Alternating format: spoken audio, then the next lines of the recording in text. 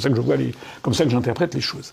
Alors justement, comment on va parler un peu de la guerre en Ukraine. Comment observez-vous le positionnement de l'administration américaine actuelle, démocrate, vis-à-vis de l'Ukraine, avec une guerre qui dure depuis plus de 2 ans, qui fait de plus en plus de morts, de fait, et qui semble s'enliser?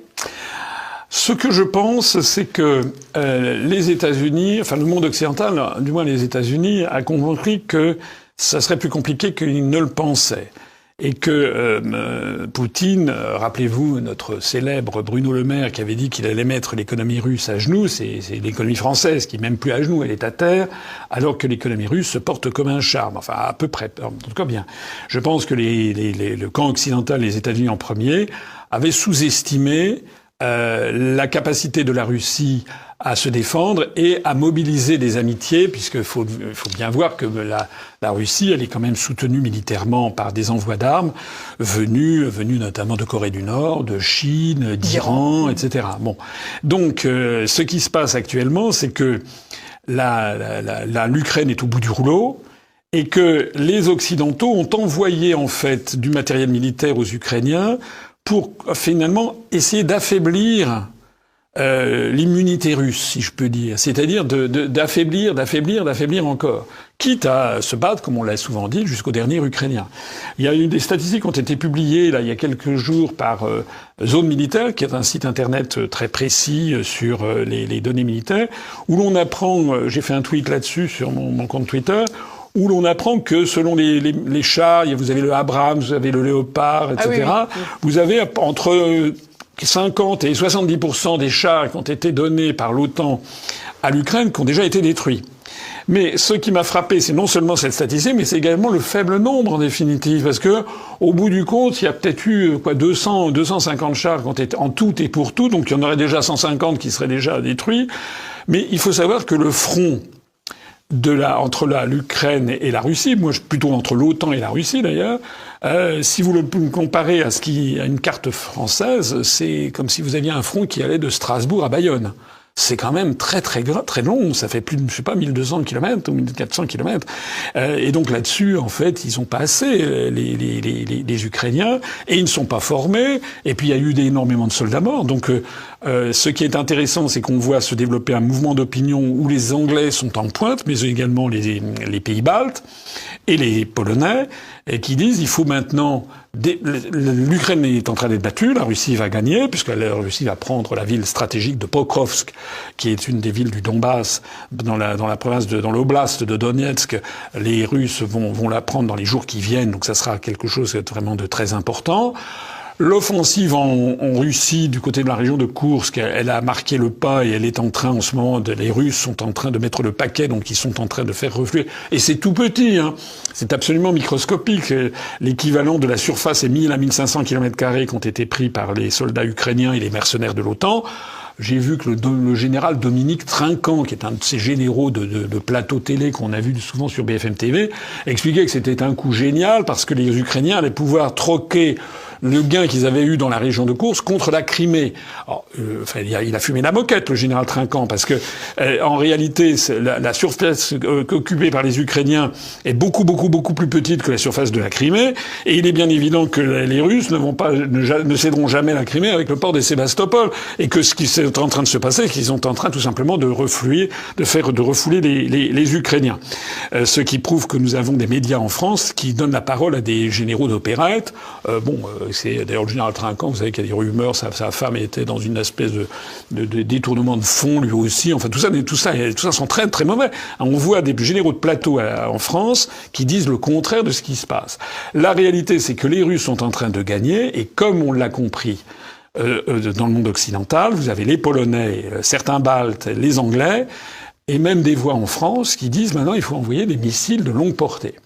J'aimerais qu'on attende une seconde pour aller sur ce sujet-là, et j'aimerais qu'on complète vos propos par l'analyse d'Hervé Carès, spécialiste de la gestion de crise. Il parle justement de la situation militaire actuelle en Ukraine et des perspectives de sortie.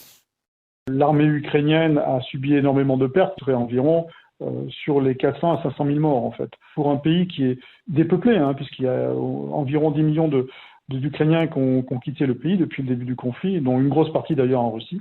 et le reste dans les pays de l'Union européenne. Et puis un refus très net et de plus en plus qui s'exprime dans la population de la mobilisation. Donc on est face à un pays qui est fatigué et épuisé. Et de ce fait, le pouvoir en place en Ukraine, donc le président Zelensky, qui peut être poussé à des actions qu'on pourrait considérer comme des coups stratégiques dans le cadre d'une stratégie du fou au fort, créer une situation qui pourrait obliger les Russes à surréagir. Alors on remarque que les Russes font très attention à cela, et surtout chercher à impliquer de plus en plus les alliés occidentaux de manière directe dans ce conflit, parce que une des issues possibles, on va dire équilibrées pour l'Ukraine, ça serait bien sûr un engagement plus marqué, voire direct, des Occidentaux, c'est-à-dire des États-Unis et de l'OTAN. Donc on va arriver dans une période qui va être assez dangereuse.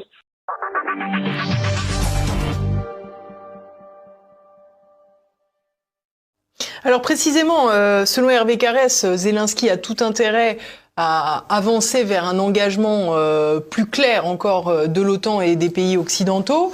Dans ce cadre, bien sûr, se pose la question des missiles à longue portée que vous évoquiez tout à l'heure.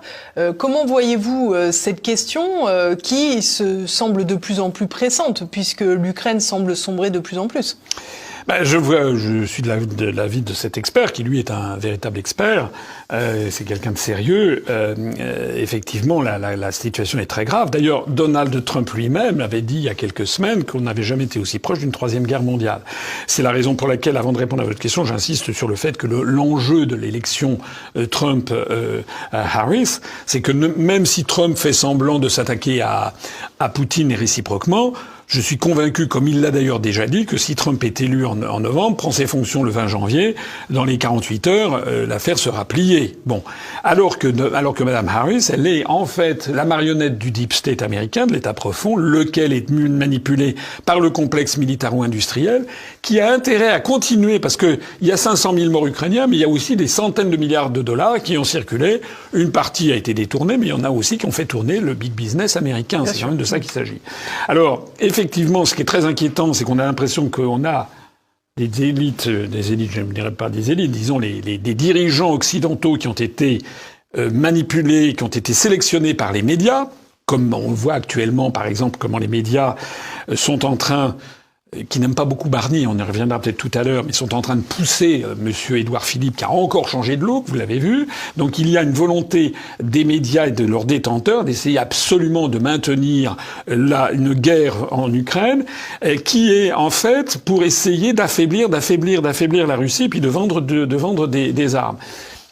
Comme là, les Russes sont en train de gagner, donc on a un certain nombre de ces dirigeants qui disent on va utiliser des missiles. Moi, je note que même si Biden a dit qu'il réfléchit à cette option, pour l'instant, les États-Unis ont toujours dit non. Et ce que je note, c'est que vous avez vu, il y a eu une déclaration qu'il avait déjà faite il y a une quinzaine de jours, mais qu'il a refaite hier, de Vladimir Poutine, qu'il a dit que si d'aventure il y avait des missiles à longue portée. Je peux lire son tweet, je l'ai relevé justement.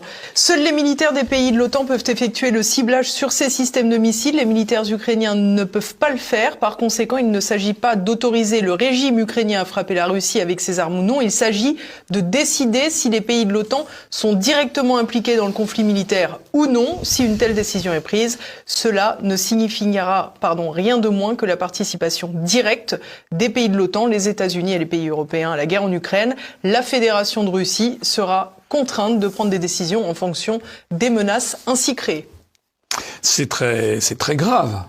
C'est très grave, parce qu'il a raison d'ailleurs, Poutine, parce que tout le monde sait, même d'ailleurs que je parlais tout à l'heure, le cimetière des chars, je disais il y a très peu de chars finalement qui ont été donnés par les Occidentaux, simplement c'est comme s'il s'agissait de maintenir juste sous l'eau pour qu'il continue à un peu respirer l'Ukraine, mais sans donner à l'Ukraine les moyens nécessaires pour se défendre, pour vaincre en fait dans cette guerre.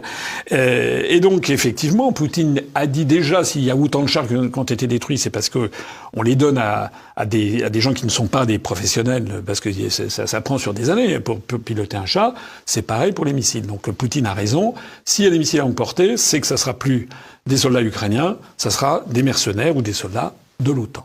Et donc il a dit à ce moment-là, ça change complètement, ça veut dire que désormais, selon l'application de la doctrine militaire russe, c'est d'ailleurs Lavrov l'avait dit également, la Russie se sentira tout à fait légitime pour attaquer les pays de l'OTAN. C'est extrêmement grave. Alors, À mon avis, mais ça ne vaut que mon avis, tout dépendra. D'abord, c'est pas fait.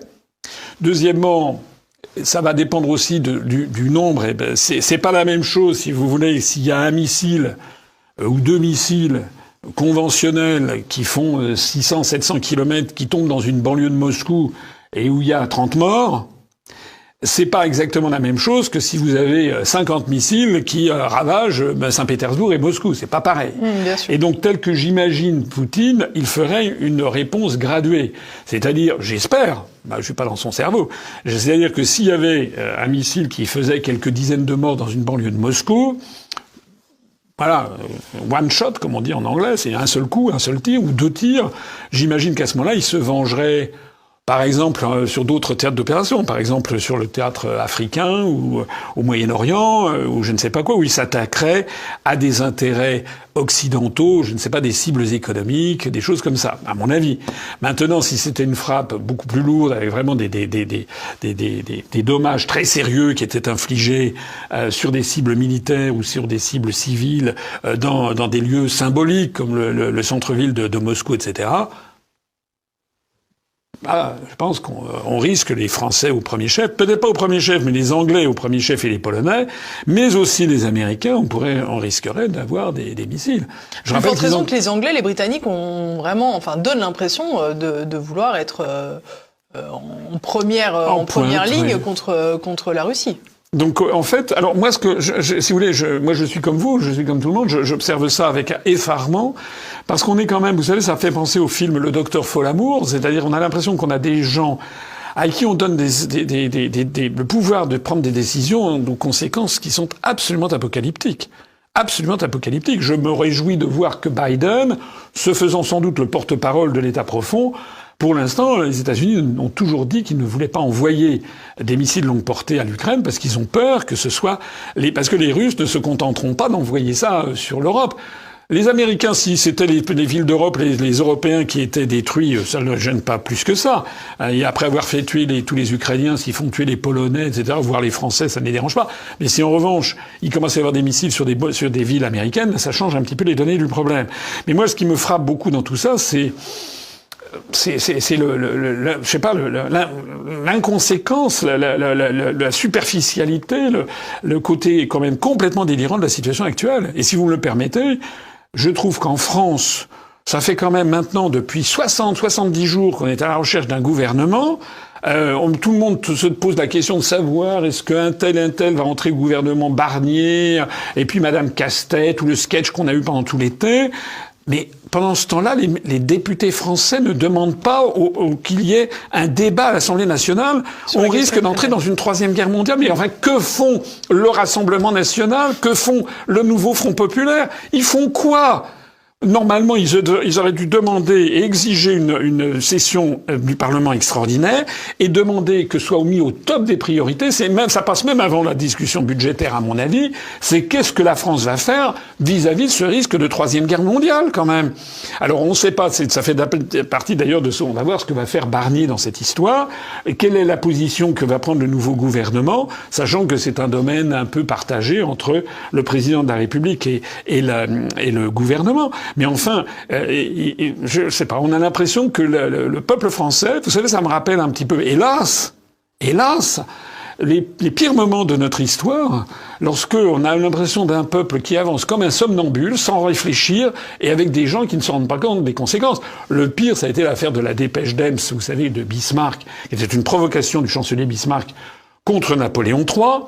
Et Bismarck considérait que Napoléon III c'était un type, il avait dit que c'était une grande incompétence méconnue. En tout cas, il avait agité le chiffon rouge, il l'avait dit devant le taureau. Il avait fait une dépêche volontairement provocatrice, et ça a enflammé l'opinion publique. Et Napoléon III s'est laissé aller à déclarer la guerre en 1870 à la Prusse, alors que tous les experts militaires savaient qu'on était très très très mal partis, qu'on était beaucoup moins entraînés que l'Allemagne qui venait de remporter, que la Prusse qui venait de remporter des guerres tout à fait spectaculaires, notamment la bataille de Sadova de 1866. Ils étaient extrêmement prêts. Et ils avaient beaucoup plus de militaires. Ben là, c'est pareil. C'est-à-dire que la France aujourd'hui, vous vous rendez compte, la France face à la Russie, en matière militaire. Mais on pèse rien, on est zéro. On est zéro. Et donc, comment se fait-il que... D'ailleurs, on pourrait dire la même chose sur 1940. Hein. Et pareil, on est allé comme des zombies. Les gens qui me lisent devraient relire le premier et le deuxième chapitre des Mémoires de guerre de De Gaulle. Le premier chapitre s'appelle La pente et le deuxième s'appelle La chute. Et comment De Gaulle, pendant toutes les années 30, était en train d'aller dans les ministères voir des ministres en disant « Mais regardez ce que fait Adolf Hitler. Il faut absolument qu'on ait des chars, qu'on construise des chars. Ils sont en train de réarmer. » Et il avait comme seule réponse « Oui, cher ami, c'est très important, mais excusez, il faut que j'aille à la Chambre des députés. J'ai un débat sur je sais pas quoi. » Et donc, en fait, on avait des gens qui se montaient le bourrichon sans avoir une vision très claire de la situation. Eh ben, on est dans la même situation, en fait. Et moi, je trouve que, alors, la Macronie, il y a rien à en tirer. Mais enfin, quand vous pensez que le Rassemblement national plus le Nouveau Front populaire, à eux deux, ces deux groupes, enfin, c'est pas un groupe, le NFP, mais ils ont la majorité à l'Assemblée nationale. Ils ont quand même la possibilité d'exiger qu'il y ait l'application de l'article 35 de la Constitution, c'est-à-dire un débat sur notre implication en Ukraine, d'exiger que la France... Si je peux me permettre, il y a déjà eu un débat à l'Assemblée nationale sur la question de l'aide à l'Ukraine, que c'était pas chiffré et qui n'était pas militaire. Tout le monde a voté le petit doigt sur la couture du pantalon en faveur de l'aide à l'Ukraine. Oui, mais c'est un débat, c'est pas une seule fois. Il faut que ce débat revienne régulièrement, doit être sanctionné par un vote. Vous n'avez pas l'impression qu'il y a une forme de rayon paralysant médiatique qui consiste à faire en sorte que tout le monde soit d'accord pour aider l'Ukraine, oui, sachant qu'on ne sait pas exactement ce qu'il y a derrière aider l'Ukraine. Et donc là-dessus, en fait, ils sont pas assez, les Ukrainiens, et ils ne sont pas formés. Et puis il y a eu énormément de soldats morts. Donc ce qui est intéressant, c'est qu'on voit se développer un mouvement d'opinion où les Anglais sont en pointe, mais également les pays baltes et les Polonais, et qui disent il faut maintenant... L'Ukraine est en train d'être battue, la Russie va gagner, puisque la Russie va prendre la ville stratégique de Pokrovsk, qui est une des villes du Donbass, dans la province dans l'oblast de Donetsk. Les Russes vont la prendre dans les jours qui viennent, donc ça sera quelque chose vraiment de très important. L'offensive en Russie, du côté de la région de Koursk, elle a marqué le pas et elle est en train, en ce moment, les Russes sont en train de mettre le paquet, donc ils sont en train de faire refluer. Et c'est tout petit, hein. C'est absolument microscopique. L'équivalent de la surface est 1000 à 1500 km² qui ont été pris par les soldats ukrainiens et les mercenaires de l'OTAN. J'ai vu que le général Dominique Trinquant, qui est un de ces généraux de plateau télé qu'on a vu souvent sur BFM TV, expliquait que c'était un coup génial parce que les Ukrainiens allaient pouvoir troquer le gain qu'ils avaient eu dans la région de Koursk contre la Crimée. Alors, il a fumé la moquette, le général Trinquant, parce que en réalité, la surface occupée par les Ukrainiens est beaucoup plus petite que la surface de la Crimée, et il est bien évident que les Russes ne céderont jamais la Crimée avec le port de Sébastopol, et que ce qui est en train de se passer, c'est qu'ils sont en train tout simplement de refouler les Ukrainiens. Ce qui prouve que nous avons des médias en France qui donnent la parole à des généraux d'opérette. C'est d'ailleurs le général Trinquant, vous savez qu'il y a des rumeurs, sa femme était dans une espèce de détournement de fonds lui aussi. Enfin tout ça sont très très mauvais. On voit des généraux de plateau en France qui disent le contraire de ce qui se passe. La réalité, c'est que les Russes sont en train de gagner, et comme on l'a compris dans le monde occidental, vous avez les Polonais, certains Baltes, les Anglais, et même des voix en France qui disent maintenant il faut envoyer des missiles de longue portée. J'aimerais qu'on attende une seconde pour aller sur ce sujet-là, et j'aimerais qu'on complète vos propos par l'analyse d'Hervé Carès, spécialiste de la gestion de crise. Il parle justement de la situation militaire actuelle en Ukraine et des perspectives de sortie.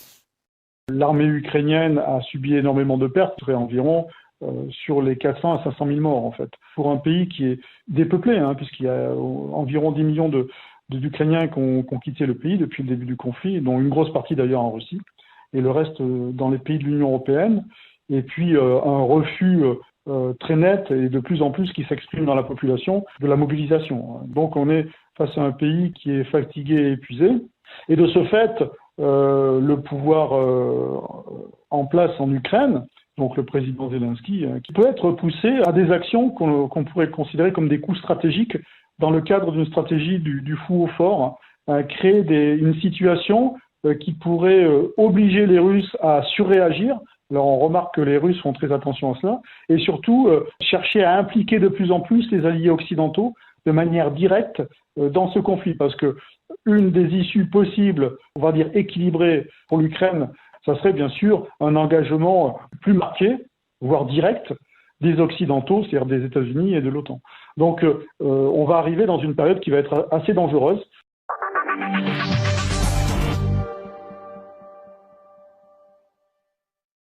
Alors précisément, selon Hervé Carès, Zelensky a tout intérêt à avancer vers un engagement plus clair encore de l'OTAN et des pays occidentaux.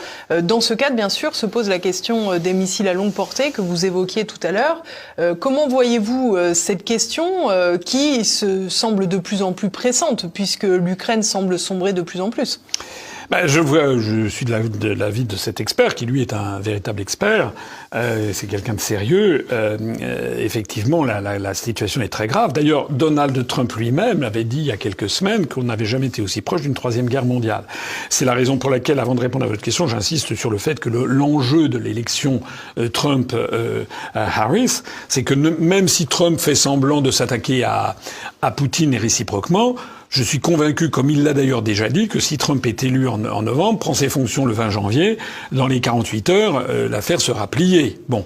Alors que Madame Harris, elle est en fait la marionnette du deep state américain, de l'État profond, lequel est manipulé par le complexe militaro-industriel, qui a intérêt à continuer, parce que il y a 500 000 morts ukrainiens, mais il y a aussi des centaines de milliards de dollars qui ont circulé. Une partie a été détournée, mais il y en a aussi qui ont fait tourner le big business américain. C'est quand même de ça qu'il s'agit.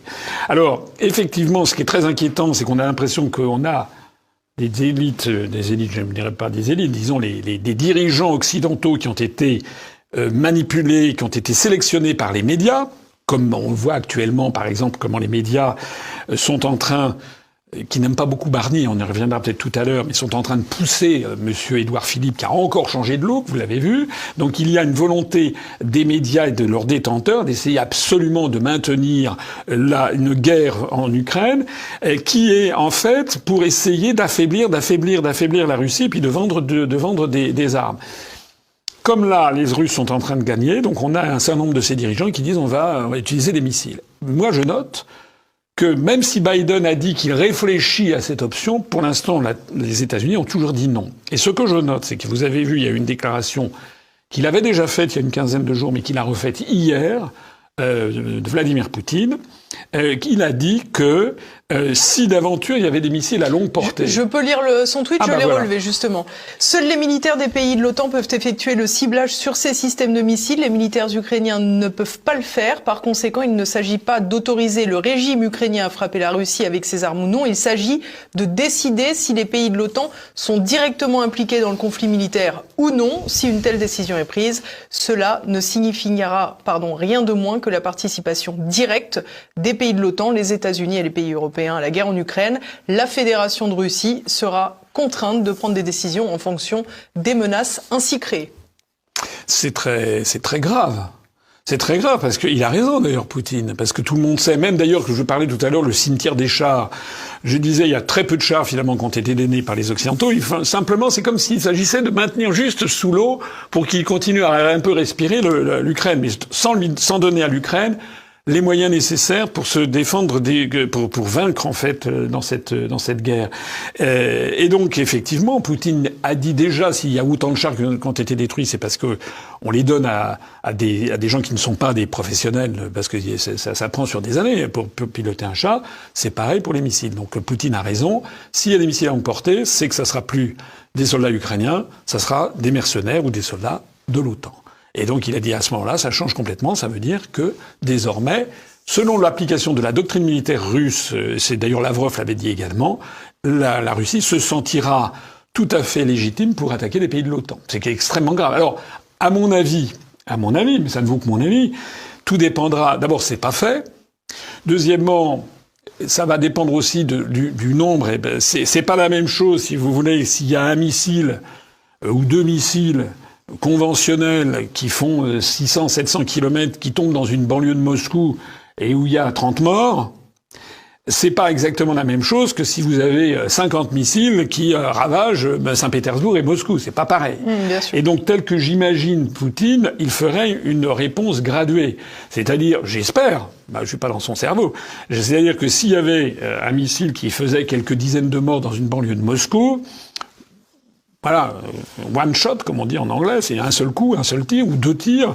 J'imagine qu'à ce moment-là, il se vengerait par exemple, sur d'autres théâtres d'opération, par exemple sur le théâtre africain ou au Moyen-Orient, ou je ne sais pas quoi, où ils s'attaqueraient à des intérêts occidentaux, je ne sais pas, des cibles économiques, des choses comme ça, à mon avis.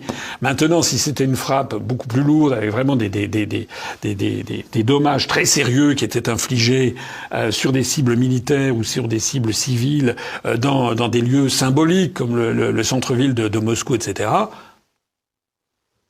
je pense qu'on risque les Français au premier chef, peut-être pas au premier chef, mais les Anglais au premier chef et les Polonais, mais aussi les Américains, on risquerait d'avoir des missiles.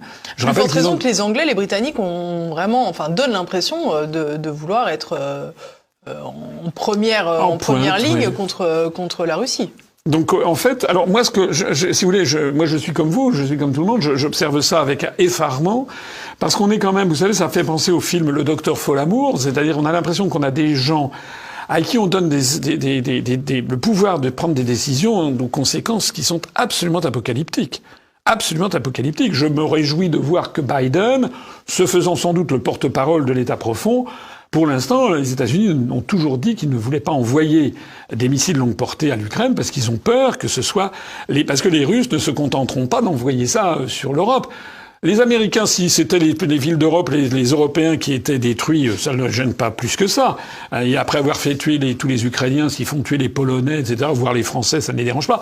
Mais si en revanche, il commence à y avoir des missiles sur des villes américaines, ça change un petit peu les données du problème. Mais moi, ce qui me frappe beaucoup dans tout ça, c'est l'inconséquence, la superficialité, le côté quand même complètement délirant de la situation actuelle. Et si vous me le permettez, je trouve qu'en France, ça fait quand même maintenant depuis 70 jours qu'on est à la recherche d'un gouvernement. Tout le monde se pose la question de savoir est-ce qu'un tel va entrer au gouvernement Barnier, et puis Madame Casse-Tête, ou le sketch qu'on a eu pendant tout l'été. Mais pendant ce temps-là, les députés français ne demandent pas qu'il y ait un débat à l'Assemblée nationale. On risque d'entrer dans une troisième guerre mondiale. Mais enfin, que font le Rassemblement national? Que font le Nouveau Front populaire? Ils font quoi?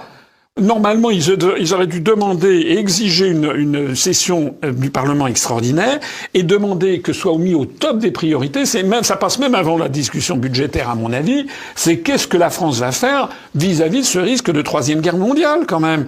Alors, on ne sait pas. Ça fait partie d'ailleurs de ce. On va voir ce que va faire Barnier dans cette histoire.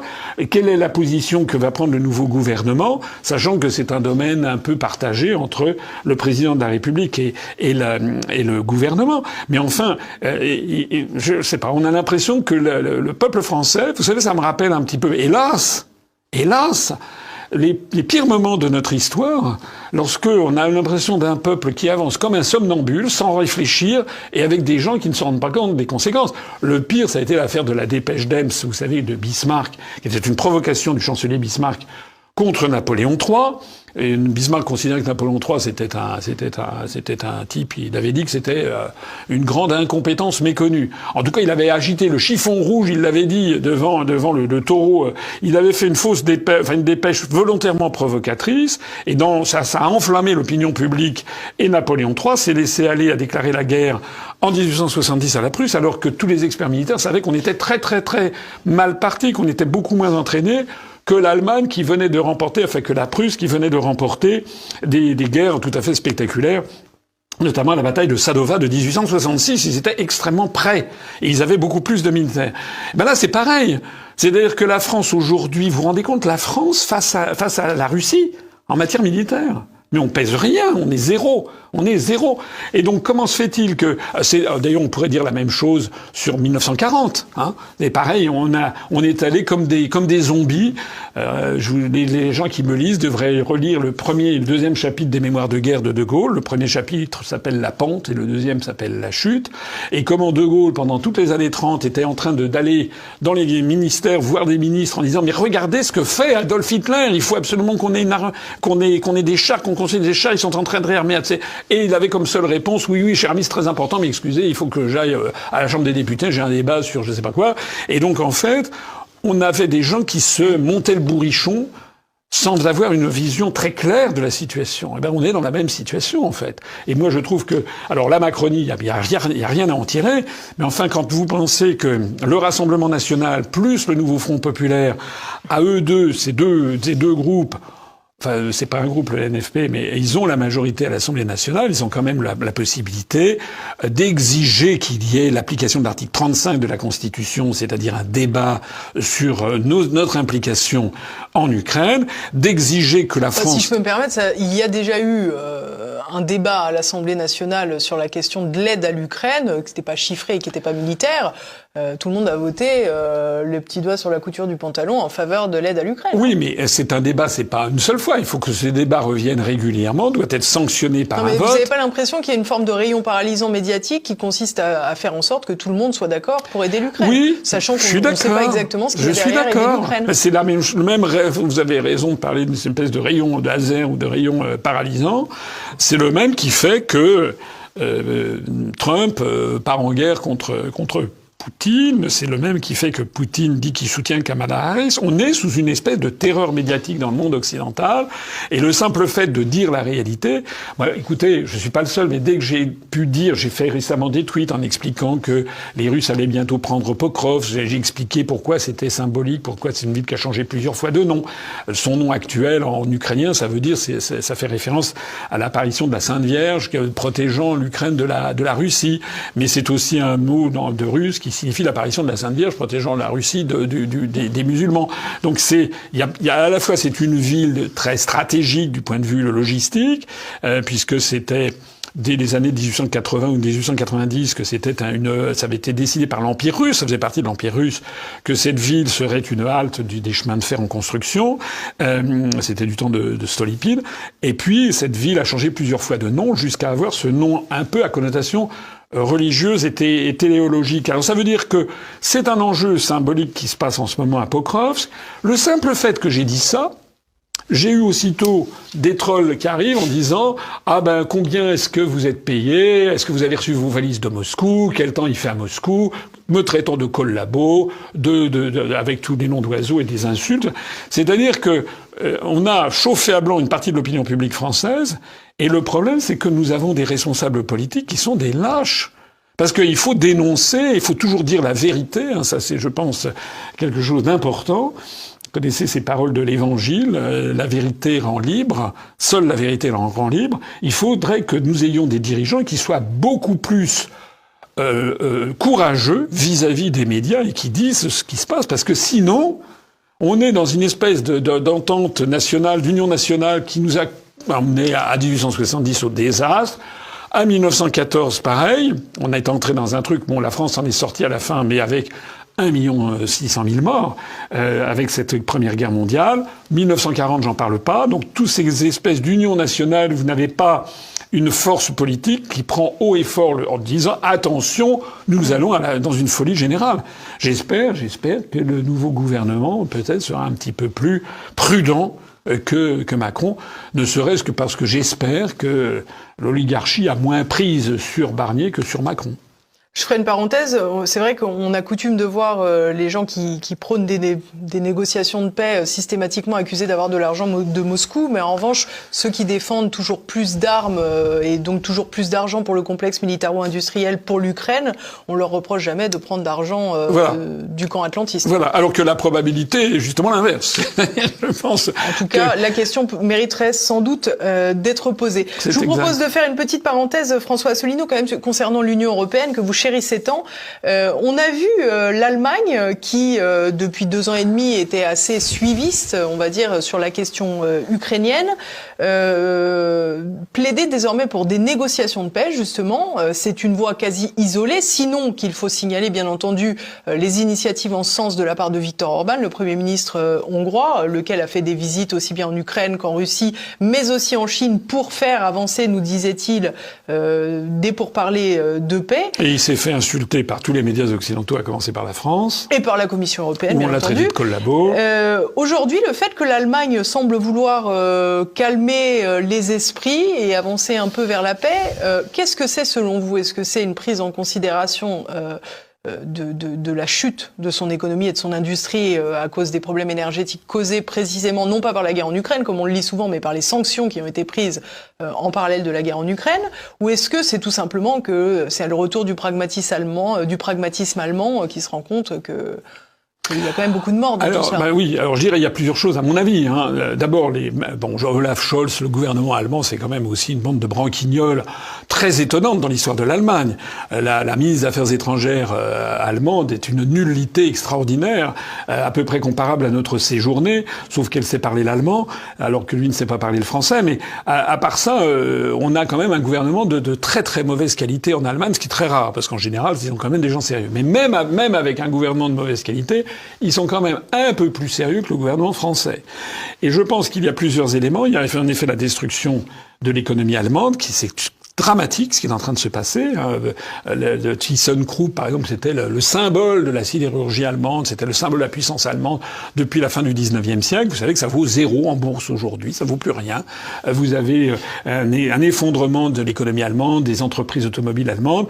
Donc le grand patronat allemand, qui est quand même très patriote et nationaliste, doit tirer la sonnette derrière dans les antichambres ministérielles. Il y a ça.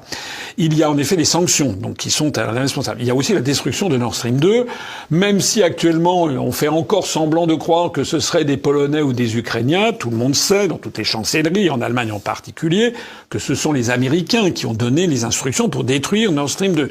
Ce qui est à l'origine aussi de l'effondrement de l'économie allemande, parce que c'est le renchérissement considérable des coûts de l'énergie. Donc, si je peux me permettre, il semble qu'on considère que le sabotage de Nord Stream 2 a réduit à néant les possibilités d'approvisionnement en gaz. C'est pas tout à fait le cas. Non, parce qu'il y a encore des approvisionnements, notamment par le gazoduc Druzhba, le gazoduc de l'Amitié, qui d'ailleurs donne du gaz à la Hongrie, mais également ailleurs. Vous savez que ce gazoduc transite par le territoire ukrainien, que les Ukrainiens le laissent fonctionner, parce qu'ils ont des royalties, d'ailleurs, soit dit en passant. Ça fait partie de tous ces mystères que l'on cache. C'est quand même un peu le grand spectacle. Oui, bien sûr.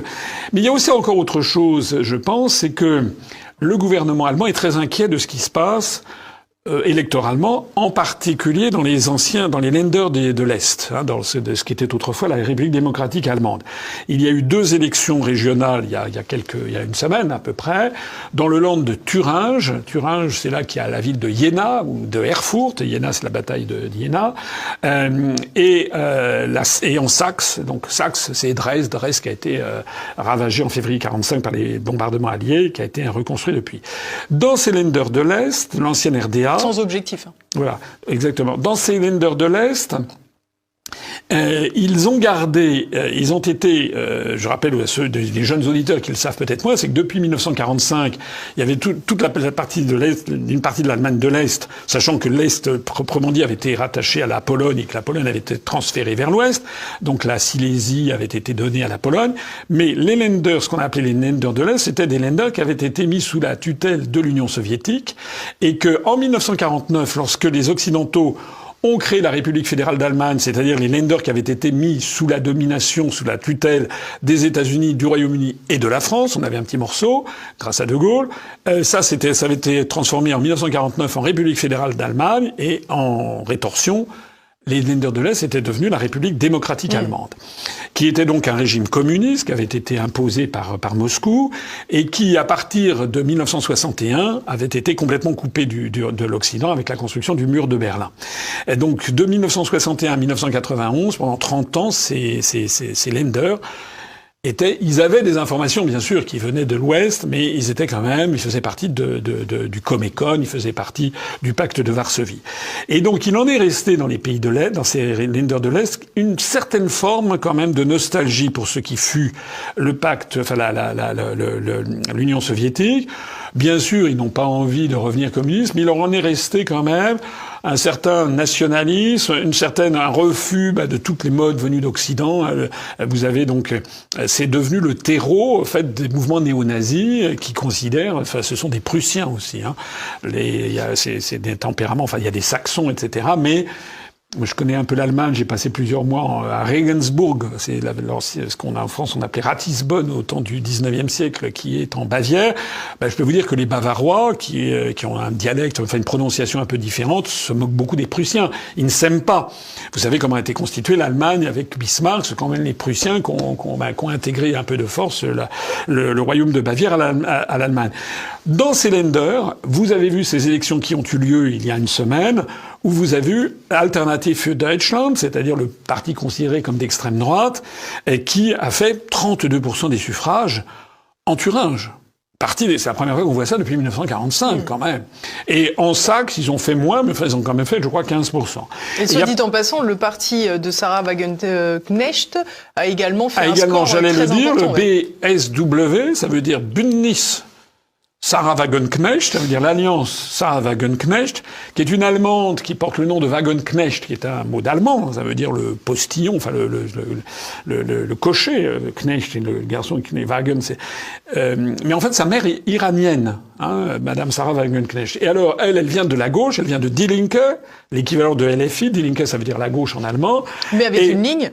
Et alors, elle a une ligne très, comment dirais-je, défense des services publics, pouvoir d'achat des classes populaires, etc. Donc, elle a un discours très à gauche, mais aussi, elle a un discours qui convient bien au petit peuple, si j'ose dire, qui est contre l'immigration, la submersion migratoire, etc.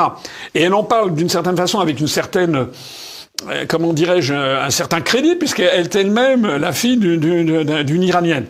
Et donc, elle a pris des positions qui la font traiter de populiste de gauche. Et elle a fait des scores qui sont tout à fait significatif parce que en Allemagne, on lui a quand même donné la parole comme on donne la parole à Alternative für Deutschland. Et donc, je pense que Scholz est très inquiet de cette situation. Et donc, en effet, il sait que dans les Länder de l'Est, on a gardé une certaine amitié pour la Russie. Il voit que il sent que électoralement, il a intérêt à apparaître comme celui qui veut négocier avec la Russie. Mais c'est pas la seule conséquence, notamment de ces élections, c'est que vous avez vu aussi qu'il a décidé de rétablir le contrôle aux frontières. Absolument. À titre provisoire. Il a excipé de l'article 78, alinéa 3 du traité sur le fonctionnement de l'Union européenne, sans en appliquer d'ailleurs les contraintes, ce qui fait qu'il risque d'être traîné devant la Cour de justice de l'Union européenne. Et d'ailleurs, ça fait du scandale. La Pologne est scandalisée parce que ça veut dire que les Biélorusses, les Ukrainiens, mais aussi des gens du Moyen-Orient qui arrivent en Pologne avec destination l'Allemagne vont être bloqués justement en Silésie, vont pas pouvoir passer en Allemagne. Donc le gouvernement polonais est scandalisé, la Commission européenne est scandalisée. Au même moment, le Hongrois Viktor Orban, qui en a assez que d'être harcelé par la Commission européenne, vous avez vu, a décidé d'utiliser des flexibus pour envoyer tous les migrants illégaux à Bruxelles, leur payer un billet de bus. Le bourgmestre socialiste de Bruxelles se scandalise de cet afflux d'immigrés et dit qu'il va les expulser vers la Hongrie. La Commission européenne s'est dite scandalisée de l'attitude de la Hongrie.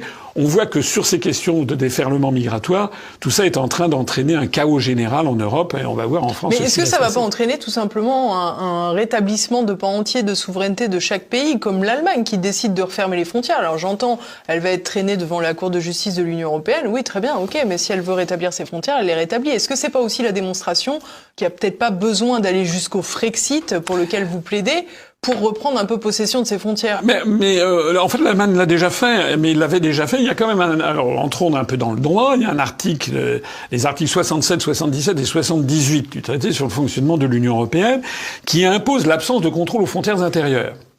Et qui a dans l'article 78, je crois, alinéa 3, il est prévu que en cas d'urgence, dans une situation d'urgence, il peut y avoir un rétablissement temporaire du contrôle aux frontières, mais c'est le Conseil européen qui le décide après consultation du Parlement européen. Pas besoin de vous dire que Scholz s'est complètement assis là-dessus. Bon, ça veut donc dire que c'est illégal au regard du droit des traités. Mais oui, d'accord, mais bien sûr qu'il le fait. Mais l'expérience a montré que, au bout du compte, ils avaient déjà fait ça et puis ils sont revenus en arrière.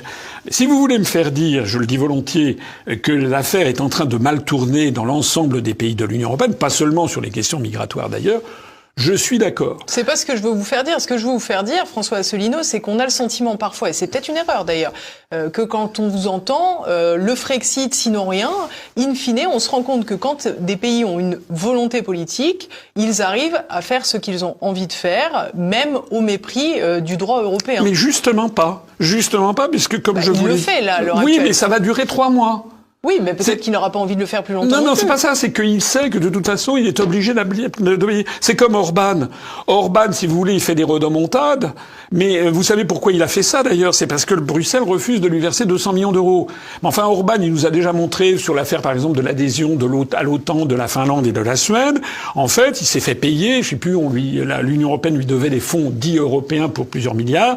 Et ça a été, il a fait, excusez-moi, mais c'est quasiment de la prostitution. C'est qu'il a dit, d'accord, je lève mon veto à l'entrée de la Suède ou de la Finlande dans l'OTAN, mais vous me donnez 1,5 milliard d'euros. Mais et donc pardon, mais c'est être pragmatique pour la simple et bonne raison que Viktor Orban, l'adhésion de la Suède et de la Finlande dans l'OTAN, il s'en moque. Bah, pas forcément. Visiblement si, puisqu'il a préféré 1 milliard. Bah, oui, mais ça veut dire que c'est quelqu'un qui a, c'est quelqu'un qui n'a pas une rectitude de pensée, à mon avis, de point de vue géopolitique, parce que c'est quand même le fait désormais que l'Union européenne est de plus en plus le décalque du périmètre de l'OTAN. Mais ce que je veux dire, c'est que même Orban, si vous voulez, au bout du compte, il est quand même obligé de se plier. Parce que si la Commission européenne dit, bon, allez, on vous envoie les 200 millions d'euros, vous allez voir qu'il va arrêter d'envoyer les migrants. Voilà. Et donc, si vous voulez, on ne peut pas faire une politique durablement sur le viol de traités internationaux. Retrouvez KDV Africa sur YouTube, Facebook, TikTok.